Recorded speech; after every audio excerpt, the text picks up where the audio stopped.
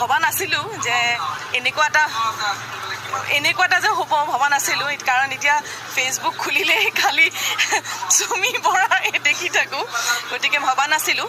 আৰু যদি তেওঁ দোষী সাব্যস্ত হয় নিশ্চয় আইন আছে, আইনে নিজৰ ব্যৱস্থাখিনি গ্ৰহণ কৰিব। কিন্তু মই ভাবোঁ তাৰ আগতে আমি নিজে সচেতন হোৱাটো খুব জৰুৰী, সাংঘাতিক জৰুৰী। আৰু এনেকুৱা ঠগ প্ৰবঞ্চকৰ জালত নপৰিলে ভাল। আৰু মই এটা কথাই ক'ম, নিজে যদি নিজৰ ধন আছে আপোনালোকে এই সৰুকৈ LIC এটা কৰক, SIP এটা কৰক, শুবলৈ পাৰিব, এটলিষ্ট টোপনিটো ভাল আহিব।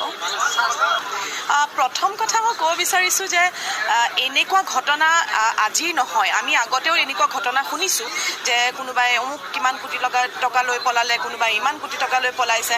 গতিকে এনেকুৱা পলায়নকাৰী এনেকুৱা ধৰণৰ প্ৰবঞ্চকৰ ঘটনা আমি আজি নহয় বহুত আগৰ পৰাই শুনি আহিছোঁ।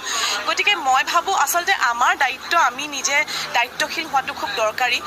পটককৈ নিজৰ সাঁচতীয়া ধন